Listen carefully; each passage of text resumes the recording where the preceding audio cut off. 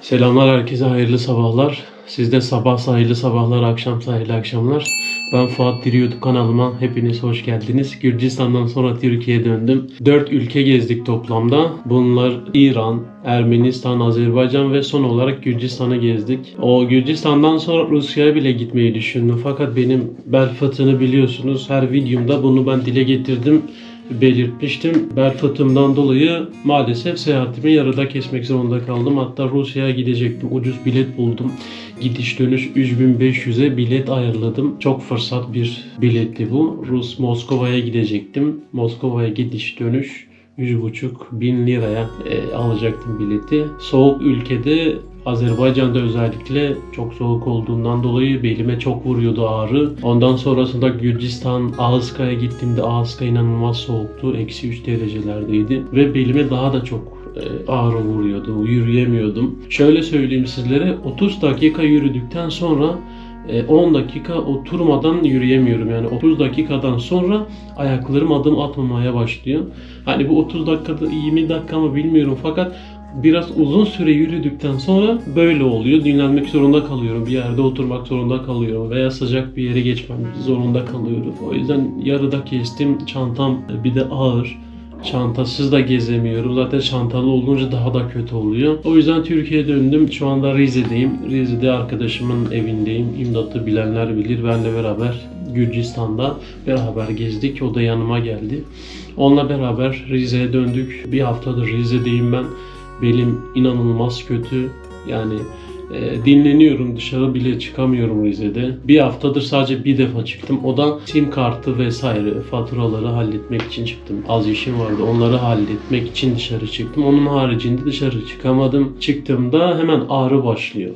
O gün çıktığımda mesela bir haftada bir gün dışarı çıktım. O da bir saatliğine çıktım. Aşağı kadar indim. Artık yürüyemez hale geldim, yani aşağı kadar inene kadar kesildim. Yürüyemedim. Sancılanmaya başladı belim. Ben bu videoda sizlere süreçten bahsetmek için açmadım tabii ki. Bu videoyu başlatmadım. Bu videoda Diyarbakır'a gidiyoruz arkadaşlar. Şu anda ben hazırlandım. Çantam hazır. Otobüsüm bir saat sonra saat 12'de otobüsüm var benim. Diyarbakır'a gidiyoruz. Diyarbakır'da bir tane alim varmış. Saygıdeğer, muhterem bir insanmış. Ücretsiz bir şekilde insanların belini iyileştiriyormuş. Hani artık çıkıkçı mı, ne yapıyor bilmiyorum. Ama boyun ve bel fıtığı olan insanları iyileştirmiş. Hatta buradan Rize'den de bir arkadaş, 45 yaşında bir abi oraya gitmiş. Düzgün yürüyemiyormuş, doğrulayamıyormuş adam. Adam oraya gidince geldikten sonra halı saha maçına gitmiş yani. Futbol oynamış. Benim 2 bacağıma vuruyor ağrı. Onu zaten süreçte oradayken anlatacağım. Bu süreçte de sizlere göstermek istiyorum bu süreci. Anlatmak istiyorum. Diyarbakır'a gidişimiz olacak. Oraya o hocanın yanına gidişimiz falan olacak. Video çekmeme izin verir mi vermez mi bilmiyorum. İzin almaya çalışacağım. İzin verirse çekeceğiz. Kendisi de anlatacak. Zaten hareketleri ne yapıyorsa onları da göstereceğim sizlere.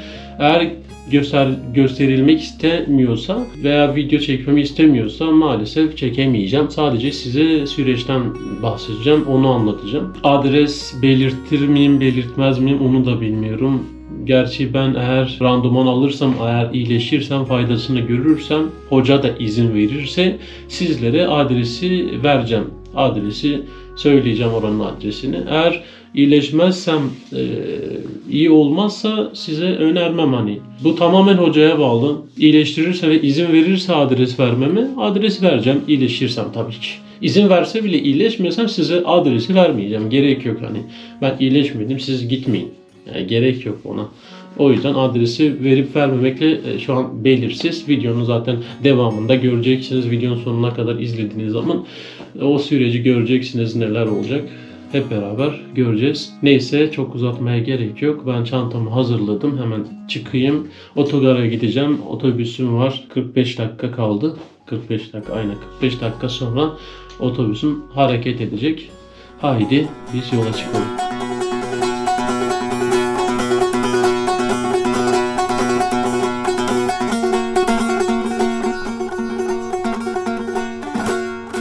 Herkese Diyarbakır'dan hayırlı sabahlar, hayırlı sabahlar diyorum. Çünkü dün gece geldim, gece yarısı Diyarbakır'a geldim, otogardaydım. Saat 5.30-6 gibi de beni sağ olsun arkadaşımın akrabası otogardan aldılar. Şu anda Diyarbakır'a bağlı, şu an mahalle olarak geçiyor, Diyarbakır'a bağlı olan bir mahalle. Ambiyans çok iyi, şu anda gün doğuyor arkadaşlar, saat 7.30'a geliyor. Bel fıtığı için gelenler var, çocuğu olmayanlar geliyormuş buraya şifa bulmak için. Buraya gelen çok insan var.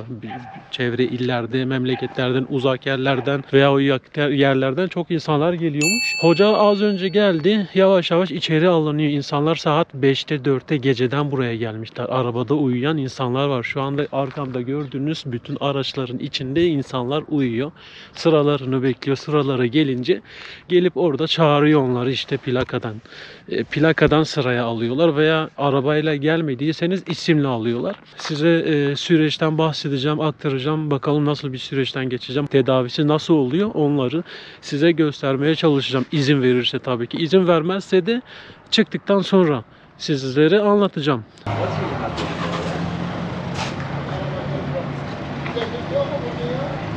ABD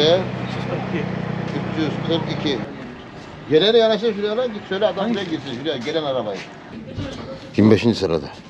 Evet arkadaşlar, ben geldim girdim. Hoca tedavi etti beni. O süreçten bahsetmek istiyorum sizlere. Burada çekim yaptım aslında. Dışarıda baya bir anlattım burayı. Buranın neresi olduğunu vesaire anlatıyordum. Ama hocanın izni olmadı çünkü gerçekten de çok kalabalık oluyormuş. Bir sürü araç vardı. Sabah saat 6'da geldik buraya. Ben dün gece yarısı saat 3 gibi otogarda geldim.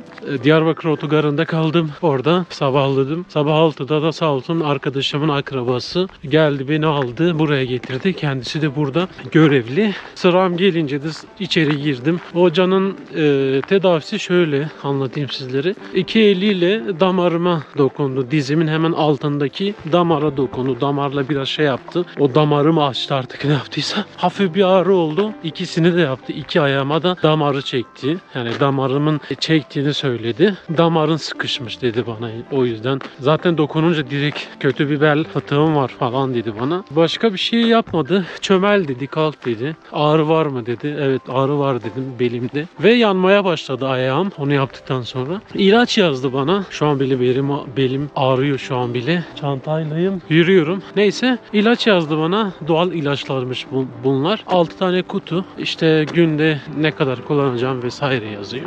Onu aldım. 2000 lira ücret ödedim ilaçlar için. Zaten hoca para almadığını söyledi ama eczane kısmında, eczane gibi olan yerde, ilaç satılan yerde el emeği falan dedi. Toplamda 2000 lira dedi. Toplamda 2000 lira verdim. İlaçları aldım. Bunları iyi kullan dedi. İlaçları kullanırsan inşallah geçecek dedi. Hoca dedi bana bunu. İzin alamadım, gösteremedim sizlere içeriği. Çok kalabalık oluyor gerçekten. Çünkü dedi izin verirsem dedi burası dolup taşar, ben yetiştiremem dedi. Zaten günde binlerce insan geliyor dedi. Binlerce araba geliyor. Gerçekten de çok kalabalıktı. Bir sürü insan geliyor ailelerle. Ben orada oturdum böyle 1 saat, 1,5 saat insanların gelişini izledim. Ailesiyle gelen, topal yürüyen, ne bileyim yürüyemeyen insanları gördüm. Özellikle yaşlı kadınlar falan. Onun dışında farklı tedavileri de varmış. Herhalde çocuk olmayanlar için ilaç tedavisi mi, saç egzeması olan saç dökülmeler,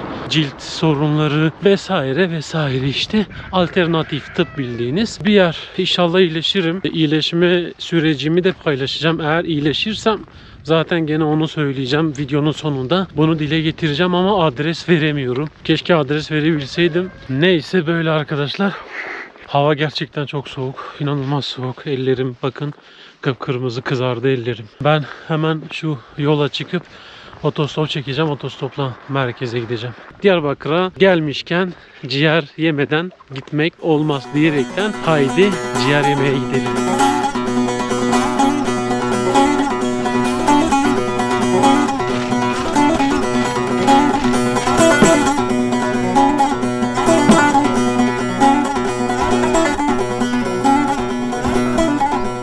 Abi size Diyarbakır'ı bak, ciğeri bana Diyarbakır sevdirdi. Size bir hikayemden bahsedeceğim. Şöyle ocak başına gelip Bu arada böyle ciğer yiyorsunuz. Eskiden ciğeri sevmezdim. Yani çocukluğumdan gelen bir şey. Hani ciğer dediğinizde kanlı bir şey olur, tatsız, acı bir şey olurdu. Ama Diyarbakır'a gelene kadar bunu bilmiyordum. Antep'te olsun, Adana'da olsun, İstanbul'da olsun her yerde ciğeri denedim ama bir türlü sevememiştim. Ondan sonra denemeyi bıraktım ben. Diyarbakır'a geldiğimde arkadaşımla Diyarbakır'a geldik. Sizlere bir tanımızdan bahsetmek istiyorum. Diyarbakır'a geldik arkadaşımla beraber. Arkadaşım beni Kole Mahame'ye getirdi. Yani ciğerci. Yani Diyarbakır'da ün salmış bir yer burası. Buraya geldik. Ciğer istedi. Adam geldi bana dedi ne alırsın? Normalde ne alırsın demiyor. Ne içersin diyor. Ne içersin dedi. Ayran dedim. O da ayran dedi. Ben dedim kebap yiyeceğim ben. Adana kebap. Acılı. Dedi abi sen ciğer yemeye gelmemiş misin? Burası ciğer yeri dedi. Adana yok dedi. Sadece ciğer var dedi bana. Ben dedim ben ciğer sevmiyorum. Tadı hiç güzel değil. Yıllarca yedim denedim ama tadı pek hoşuma gitmiyor dedim. Ya dedi sen daha Diyarbakır'da yedin mi dedi. Yemedim dedim. O zaman sen al bunu bir tane yapayım sana dedi. Beğenmezsen dedi. Yemezsin dedi bana.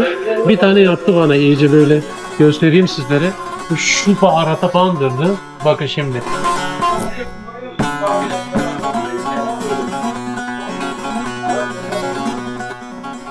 Aynen böyle baharata bandırdı. Önüme bir tane ye dedi bak dene dedi.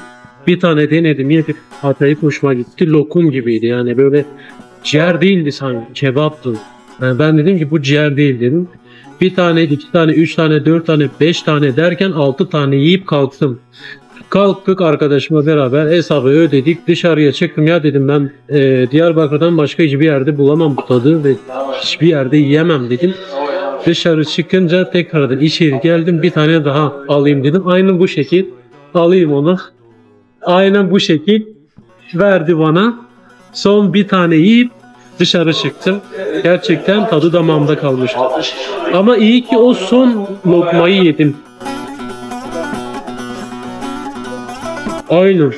Vallahi lokum gibi.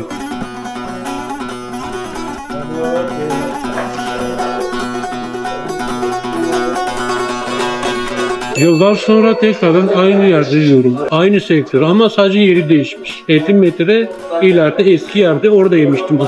Burası yeni yer, yeni yere geldi. Eline sağlık eyvallah. Hikayem de böyle benim Diyarbakır bana sevdirdi ciğeri. Normalde ciğer sevmiyordum ben. Hiç yemeyenlere bir de veririz. Vallahi lokum gibi ya. Güzel tadı ocak başında. Zaten tadı ocak başında. Ocak başında daha güzel. Sıcak abi. Kış zaten. Daha güzel oluyor. Yazın burada duramazsın. Yine dayananlar oluyor. Evet. Burada dayanılmaz mı? Dayanılır bence.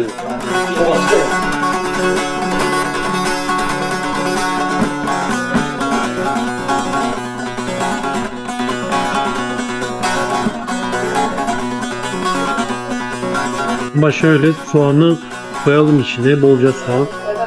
Soğanla daha güzel geliyor. Limonu da sıkalım.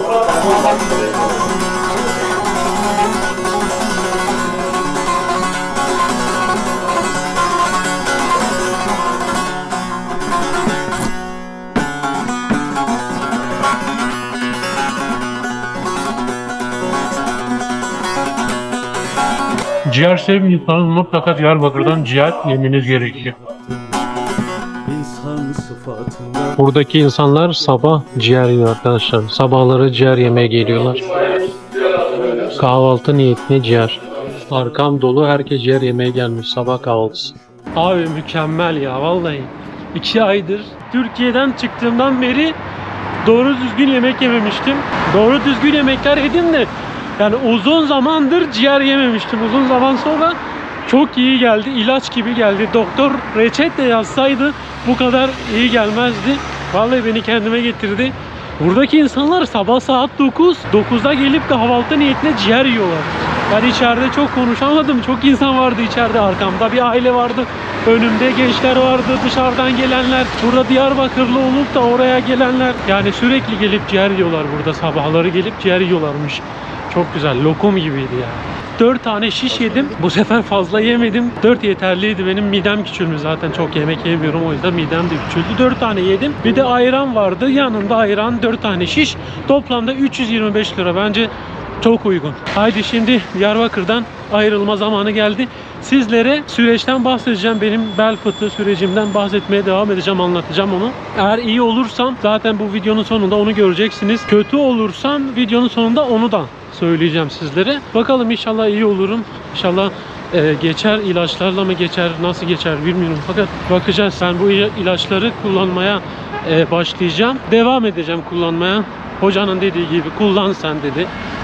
İlaçları düzgün bir şekilde. İnşallah iyileşeceksin dedi bana. İnşallah iyileşirim arkadaşlar. Videoyu şimdilik burada bitireceğim. Bitmiyor zaten video. Bu sahne bitiyor Diyarbakır'da ama sizlere süreci anlatmaya devam edeceğim. Yani yaklaşık bir 15-20 gün sonra size anlatacağım bir sonraki sahnede. Hemen bu bir sonraki sahnede iyi olup olmadığımı size anlatıyor olacağım. Hemen hiç uzatmadan o sahneye geçelim. Bakalım İyi miyim? 20 gün sonraki ben ne durumdayım? Haydi o sahneye geçelim. Herkese tekrardan selamlar arkadaşlar. Sizin için belki 5 saniye geçmiş olabilir ama benim için 20 gün geçti. Tedavimin ardından 20 gün geçti. Tam 20 gün sonra şu an sizle tekrardan buluşuyoruz. Tekrardan süreçten bahsedeceğim sizlere. Diyarbakır'dan geldikten sonra bana verdikleri doğal ilaçları kullanmaya başladım. Ekstradan da fitness'a yazıldım. Haftada 3 gün fitness'a gidiyordum. 20 gün çok uzun bir süre olmayabilir. Fakat haftanın 3 günü fitness'a gidiyordum. Fitness'a gitmemin amacı tabii ki kas yapmak değil. Sadece belimi biraz daha güçlendirmek ve bacaklarımı güçlendirmek. Biliyorsunuz ki ben bir yarım saat yürüdükten sonra 10 dakika falan bir kesiliyordum. Bir oturmam gerekiyordu. Gaziantep Havalimanı'ndan konuşuyorum. Şu anda Gaziantep Havalimanı'ndayım. Uçağım var, İstanbul'a uçacağım. İstanbul'dan da tekrardan bir ülkeye gideceğim. Daha önce gittiğim bir ülke. Daha önce videolarımdan izlediğiniz bir ülke. Davet üzerine oraya gidiyorum. Neyse, konumuza dönelim. Ben size doğal ilaçlardan bahsedeceğim. Bana verdikleri ilaç şöyle. Üstünde defne yapraklı karışık bitki çayı. Yani ben bu bitki çayını günde 2 defa tüketiyorum. Hani bunu yarım çay kaşığı alıyorum içinden. Dolu sıcak çay bardağına ekliyorum. Çay niyetine içiyorum bunu veya dolu çay bardağına yoğurt ekliyorum. Yoğurtla karıştırıp tüketebiliyorsunuz. Günde 2 defa bunu kullanıyorum. Bir de bana verdikleri doğal bir tane ürün daha var. Bu da bildiğiniz mentollü bir krem. Bunu da ağrıyan kısma falan sür dedi bana. Belim ağrıdığı zaman belime sürerim. Ayaklarım ağrıdığı zaman ayaklarıma sürüyordum. Aradan 20 gün geçti ama pek etkili olduğunu söyleyemem. Daha öyle çantayla beraber uzun bir yolculuğa da çıkmadım. Şu an arkamda 15 kiloluk çantam duruyor. Gittiğim ülkede çok uzun süre o çantayla dolaşıyor muyum bilmiyorum. Fakat çantasız bile yarım saat yürüdükten sonra kesiliyorum. Bakalım nasıl olacak. Bir sonraki videoda zaten tekrardan gittiğim ülkeyi göreceksiniz. Eğer öyle bir sorunla karşılaşırsam tekrardan belim ağrıyor şikayetiyle tekrardan zaten bunu dile getireceğim. Böyle sürecim böyle geçti. Aradan 20 gün geçti. Ama sizin için 5 saniye tıraş oldum, hazırlandım. Böyle çok etkili olduğunu söyleyemem. Hani iyileştiğimi de söyleyemem. Fakat sanki birazcık bu defne yapraklı karışık bitki çayı sanki böyle acıyı falan dindiriyor. Ağrıyı dindiriyormuş gibi bir şey var. Çünkü internetten de baktım. Ağrıyı dindiriyormuş, iltihabı atıyormuş, atmana yardımcı oluyor. Böyle yani faydalı bir şey bu. Günde 2 defa kullanınca ağrın, sızın kalmıyor. Yani iyi hissediyorsun. Mentollü şeyi de biliyorsunuz, zaten kremi de biliyorsunuz. Sürdüğünüzde o yer böyle yanar, böyle bir yanma ve soğuk hissiyatı verir ya. Öyle bir şeydi bu da. Bu video bu kadar olsun. Diyarbakır'da ciğer yedik. Zaten sizler de izlediniz. Hoca gösterilmek istemedi, adres vermek istemedi. Buna saygı duyuyorum. Çok kalabalıktı çünkü o gün gerçekten çok kalabalıktı. 20 gün geçti. Böyle. Kendinize çok iyi bakın. Bir sonraki videoda görüşmek üzere. Bir sonraki video gittiğim ülke olacak ve tekrardan o ülkeye gideceğim. Kültür ve Turizm Bakanlığı'ndan davet aldım. Bir haftalığına bir turizm seyahati, yani böyle bir kültür seyahati olacak. Gezisi olacak. Bir sonraki videoda görüşmek üzere. Kendinize iyi bakın.